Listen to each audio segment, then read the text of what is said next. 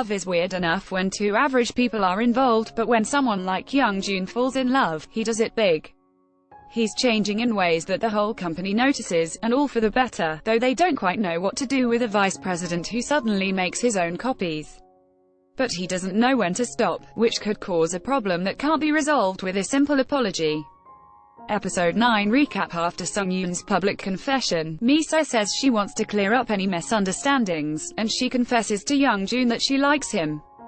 He hugs her, but when he tries to kiss her, he has another bad flashback. Miso reaches up and gently kisses him, and when she pulls away, he goes right back in for another kiss, his fears gone. They go for a walk, and Youngjun says he wants to make things clear. We stopped being a sum and became a couple, right? Oh, you are so cute, yet still so arrogant. He teases Miso for her formal response, making her sail off, head held high. Youngjun calls after her, let's go together. My woman, and poor Miso looks like she'd happily crawl into the nearest hole. Youngjun enjoys her reaction so much, he yells my woman several more times just to see her blush.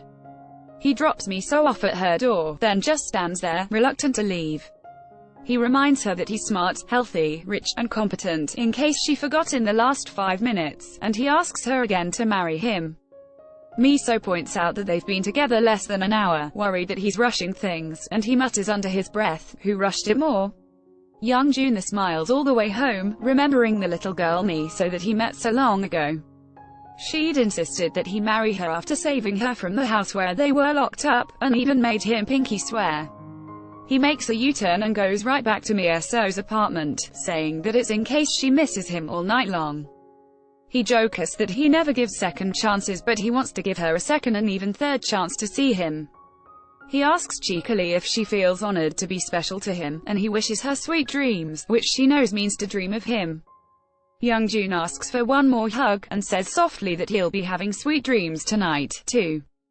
Miso finally shoos him home, reminding him that he has a big meeting in the morning. She plays it cool, but when she gets inside, she immediately runs to the window to watch him driving away. Youngjun makes it home and catches his reflection in the mirror, and he futilely tells his mouth to stop curling up like that. Or, he even smiles in his sleep, "They're so sweet, my teeth ache." Miso dreams of Oppa, and making him promise to marry her. She wakes, thinking that Oppa was supposedly Sung-yoon, but feeling confused. In the morning, Yushik carefully backs out of Youngjun's office, worried that his friend is acting strange lately. He tells Miso that Youngjun has been nodding off all day, and she says he even overslept this morning. Yushik offers to show Miso something fun, and they creep into Youngjun's office, where he's fast asleep on the couch. Youngjun answers groggily when Yushik whispers to him, and Yushik and Miso giggle that his mind never shuts off even when he's sleeping. Yushik asks if something happened to create a cognitive shift, but he gets a call from Mari before Miso can answer. Miso covers Youngjun with a blanket and sits to look at his sleeping face. She remembers that he had a nightmare the last time she did this, but she thinks that he looks more relaxed this time. She starts to leave, but he grabs her wrist and pulls her into his arms, unconcerned that someone might come in and see them.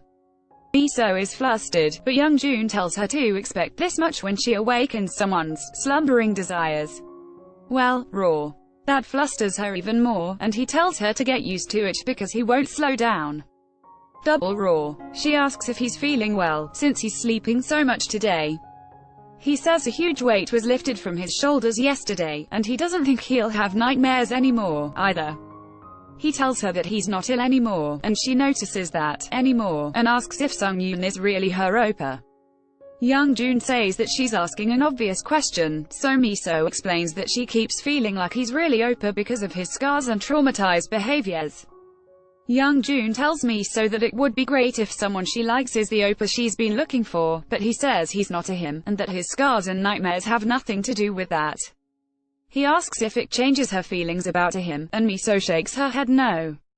She says she likes him no matter what, and leaves him to finish his nap. Back at her desk, Miso overhears GR on the phone with her movers, who are moving her things into her new apartment today. GR says that she'll focus more on work now that she lives closer, and Miso reminds her that she's late for a meeting. Oops. Miso declines a call from Sung-yoon, who's waiting to talk to his agent, cameo by Young Soo-young. She's thrilled at the response after his book concert, but Sung-yoon isn't interested in the interviews he's offered. His agent says sadly that she loved when he confessed to his first love, but Sung-yoon just looks downcast. At lunchtime, Youngjun wants to take Misa to eat, noting that it will be the first meal they've had together since they started dating. Miso behaves like a good secretary, offering to make a list of nice restaurants that serve his favorite dessert, but they both feel like this isn't how couples should interact. They still feel awkward over lunch when they realize that it was Youngjun's idea to celebrate their new relationship, but Misa did all the work. She even waits on him so attentively that the waiter remarks that she seems more like Youngjun's secretary than his date. Womp womp. After lunch, Youngjun suggests they go to a movie. Misa says very stiffly that it's not right to skip work for personal reasons. Youngjun sighs that it's confusing how she sometimes acts like his secretary and sometimes his girlfriend. He says that her previous way of supporting him, like pouring his water at lunch, makes him look like a bad guy now. Misa says it's her job to look after his comfort, so Youngjun asks her only to support him on work-related issues, and he'll take care of his own personal needs. He says he may be a selfish boss, but he doesn't want to be a selfish boyfriend. That squishy sound you hear is my heart melting. Yushik's regular driver is out, so Marie-Yum drives him to a meeting while he reviews the paperwork. He's in a good mood until he sees a man and woman crossing the street in front of his car, and Marie-Yum recognizes the woman as his ex-wife. The next time Youngjun leaves his office, Miso asks if he needs anything, and he says he needs her to be indifferent and lazy. He goes down to the